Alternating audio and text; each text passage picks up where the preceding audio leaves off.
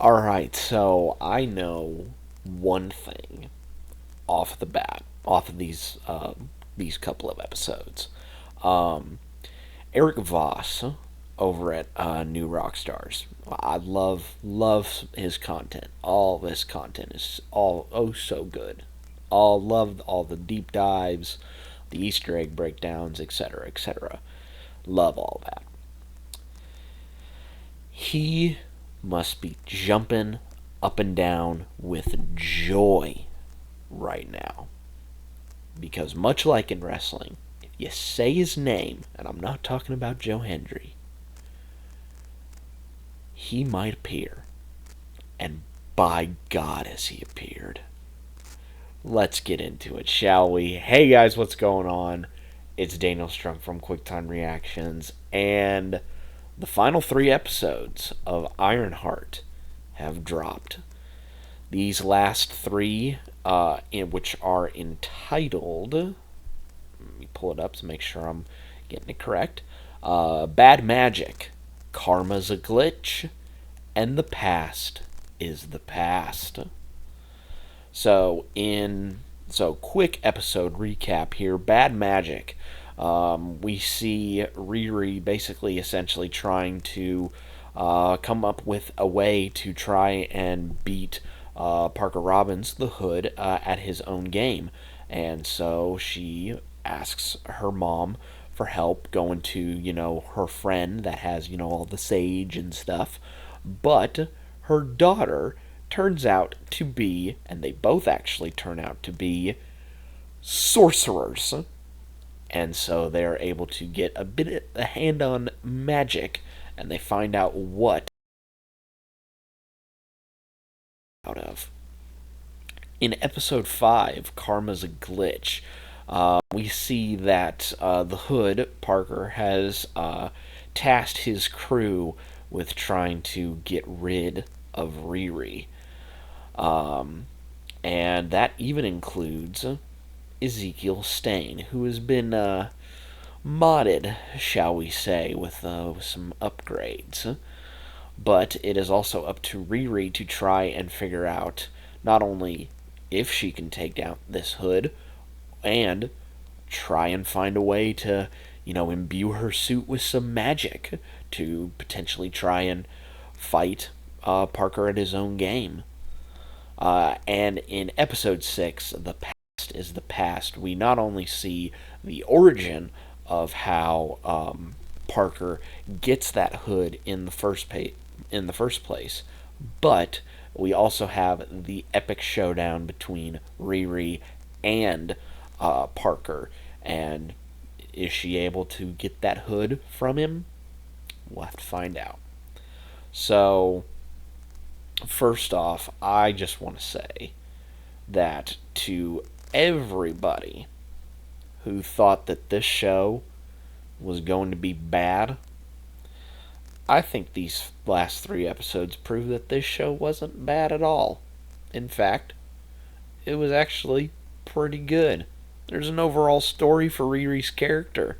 And granted, we're going to talk about what exactly happened at the very tail end of episode 6. We're going to get there. But, she does go through a bit of a character arc. But, of course, she does indeed crumble at the end. Fight scenes were really cool. I also have to appreciate Alden Ehrenreich, because I've seen him swaggerish as Han Solo. I've seen him stoic and confident as the Senate aide in Oppenheimer to Strauss.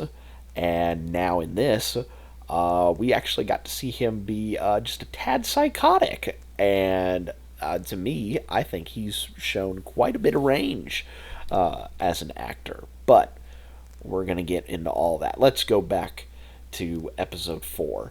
So when they first put out, I believe it was the recommended watch list for this series, they had mentioned all 3 Iron Man movies, which makes sense. To the both Black Panther films, which again makes sense. the What If episode that Riri was in, which again makes sense. Get to know her character, as well as she was also in Wakanda Forever. But what I found interesting was it listed both Doctor Strange films in that recommended watch list. And now I see why. Because the reveal of Zelma and her mom as sorcerers, and the fact that the mom actually was at Camartage is really really cool. Although when she said, Camartage is no place for kids, excuse me, America Chavez is, I think, still at Camartage right now, learning how to, control her powers. So, she's up at Camartage, so why not have Zelma go there? Like, come on. But that reveal was also really, really cool. This episode also kind of brings Riri to a bit of a low point because she wants to bring up the topic to Xavier, which is Nat's older brother, about hey, I kind of accidentally recreated your sister as my AI program. And then when Xavier sees this, he's like, you seriously did that? You recreated my sister? And Riri's like, well, it's not technically your sister. And it's like, but yeah, but you still recreated her with an AI program. Like, you didn't think to ask me, which I believe, like, because I think they made this show like way way long ago. But the fact that they even broached the idea of like AI recreating like people, I think was like, at the time when they made it, it was like it was probably on the back of their mind. But now, it's been a couple of years. It's now at the forefront of our minds, which I think was just absolutely awesome. And trying to think what else was in that episode that I wanted to discuss. I don't think there's much left in that one, so let's go to episode 5. The fight scene in the White Castle I thought was really, really creative. Riri, of course, can't get her suit because, suit got detained by Slug for a brief moment. I do love the fact that Riri was very resourceful in using the grease, using basically anything and everything to stop the twins, to stop Clown from setting off the explosives. She got a fire extinguisher, set it in a tube, and basically created a rocket that sent her back. And she had lit one of her charges and basically KO'd her, essentially.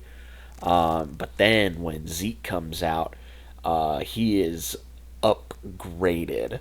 And we did see Slug, I believe it was either earlier in this episode or late in episode 4, where she changed the admin from Zeke to Parker, meaning that he's in control.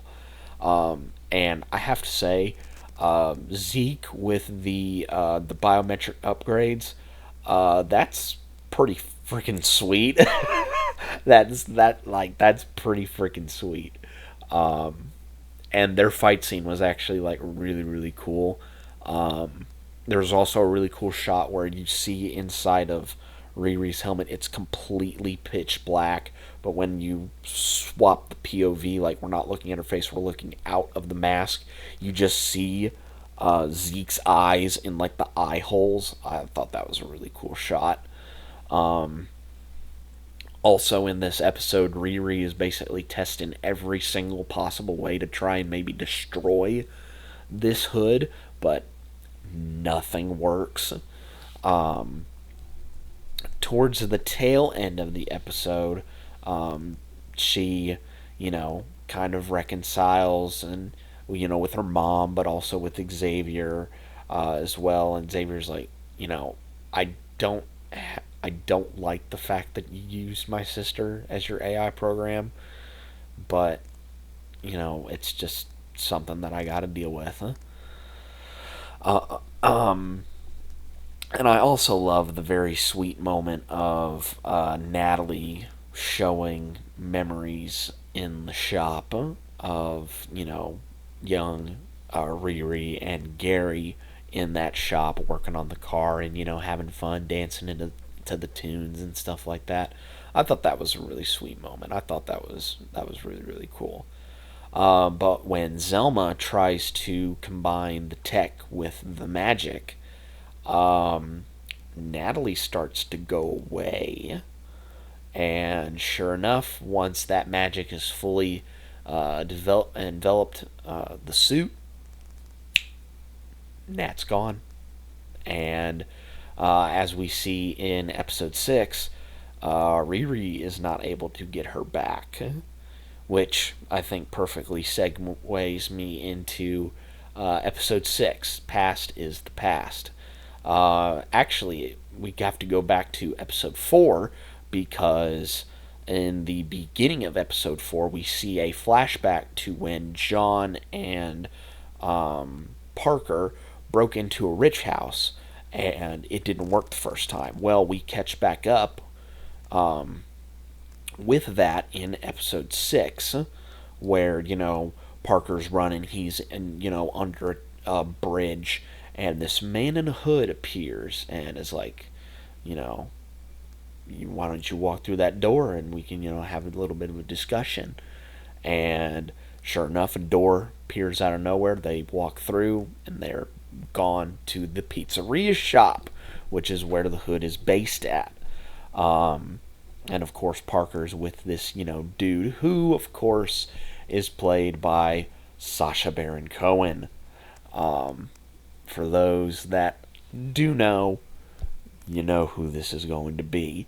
And basically, Parker tells him what he wants, and he wants to be, rich out of his mind. He wants to be the king of the world. And basically, this dude gave him that hood to basically accomplish that. And we saw in episode 5 that the house that they were actually trying to break into was actually Parker's dad's house, which eagle-eyed people, I think, in the first 3 episodes may have seen a billboard in the background that said, I believe the father's name is Art Robbins, which Parker Robbins, it's plain and simple. But I have to also comment on the fact the hood is designed with like the veins going up and up and up his face. I think that's really cool. I loved that aspect in Iron Man 2 with like the what Rhodey called the crossword puzzle on Tony's neck, just like slowly and slowly creeping up and up and up. I loved that aspect of Iron Man 2, where it shows like it's a visual ticking clock essentially for the character. Riri and Zeke get into another fight, but Riri's like, I have an idea as to how to like get you out of Parker's control, but it's like I'm gonna have to knee you in the balls, and Parker and Zeke's like, so you can get to the node on the back of my neck to do a reset. And it's like I don't want this to happen, but fine. And sure enough, that happens, and full system reboot for Zeke, who says, you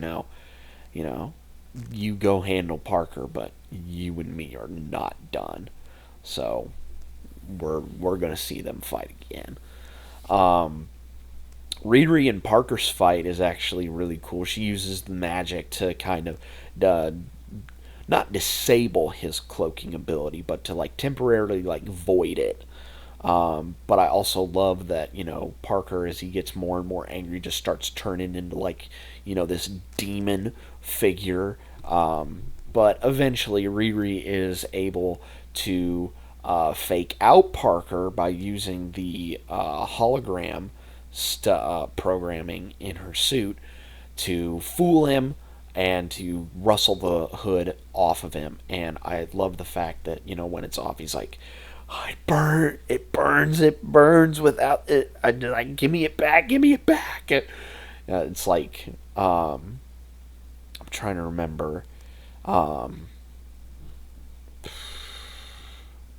was something that I watched where it's like very similar to it. It's like in Fairly Odd Parents of like, the fairies don't have their wands. They're basically like, they don't have their magic, I should say. They're basically putty in people's hands. So Riri is able to take care of Parker, and she has the cloak, and all of a sudden this mystery man pops back up and says, I've been admiring you from afar. I always like the people who have bold ambitions and want to make something iconic. And Riri's like, all right, well, what's your name? And the dude's like, well, I've gone by many names, and I've helped out many people on like the richest 100 list. I've helped out 100 of them, like 14 kings, 3 popes, and a Beatle. It was Ringo, by the way. But since you and me are kind of close, I might as well tell you. My name is Mephisto. And sure enough, there it is. We have been speculating, us Marvel fans have been speculating as early as WandaVision we were going to see Mephisto. We didn't get him in WandaVision, and we have waited so long. And like I said in my intro, Eric Voss has brought up Mephisto time and time and time and time and time and time and time and time again. But now he can rest now. Although I think his work is just beginning, because this ending is crazy. Because Mephisto is like, well, what do you want, Riri? And we cut to what we think is, a dream of Riri back in Gary's shop working everything, and Natalie is there. And, she's like, oh, well, it's like, oh, great, my AI is back up and running, and so there's like all this, great stuff. Well, then we cut back, and Riri's like, well, past is in the past. That's, where the title comes from. And is like, I don't need what you're selling. And Mephisto's like, you really sure about that? We cut back to that dream, and Natalie actually pushes Riri's head. She's actually tangible. She's actually real. And Riri's like, how are you able to do that? And we cut back to their conversation, and Mephisto's like, well, come on, Riri, why don't you sign up with me? And we cut away from that, and we actually, we get all these, shots of Chicago and stuff. We cut back to that shop, or what we think is that dream, and Riri hugs Nat. But on her arm, that crossword stuff that was on Hood's all over his body and on his neck starts inching on Riri's arm. She made a deal with Mephisto to bring Riri, or Natalie, back from the dead. That is insane, and sets up a whole lot of possibilities going forward in the future. I hope to God that there's a season 2 that explores this. Riri under Mephisto's control. That'd be insane. Like, this, having a hero who you think has, turned a corner, maybe, she's going to miss her best friend, but, she's going to, trudge forward. No. She bit the bullet, brought her best friend back, and is now basically under the control of a devil. That is insane. And we also have an after credit scene where Parker heads to the shop that Riri and her mom went to in episode 4, where Zelma's there, and Parker's like, "Yeah, I need some heavy duty magic," and Zelma's like, "Well, I can hook you up with that," but Parker's like, "Well, if you want, you can join up with me," and cut away from that. Zelma might join up with Parker to maybe kind of rebuild his empire. I don't know. Again, I really hope that this show gets a season 2, because holy moly, that ending, I think, more than earns a season 2, in my opinion. Just the possibilities of what they could do in season 2 absolutely amazes me. But yeah, that is pretty much it for Ironheart. I gotta say, this is actually pretty solid, I'd have to say. Now, granted, it's not up there with, like, WandaVision or Loki or X-Men 97 or anything like that, but it's pretty solid in my opinion. This is not the steaming pile of garbage that I think everyone is making it out to be, because there's a lot of cool stuff and a lot of cool possibilities that can come down this rabbit hole if they so choose to explore it. But yep, that is pretty much it for my review of Ironheart episodes 4 through 6 and the entire series as a whole. Again, I really hope that they pick this up for a season 2, because I want it.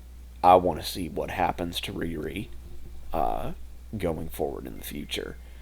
But that'll be it for me, guys. If you like what I'm doing, make sure you like the video and maybe drop down a comment. What did you guys think of Ironheart, and do you want to see a season 2? You can also check out the video that's listed over there for more content from me. But that's going to be it for me, guys. Be safe out there, and if a man approaches you in a hood that is going to cloak you in invisibility, I wouldn't trust him for as much as I can throw him, and I don't think I could throw him very far. So yeah, just don't make deals with people that you think are the devil. That's all I'm gonna say, and I will catch you guys later.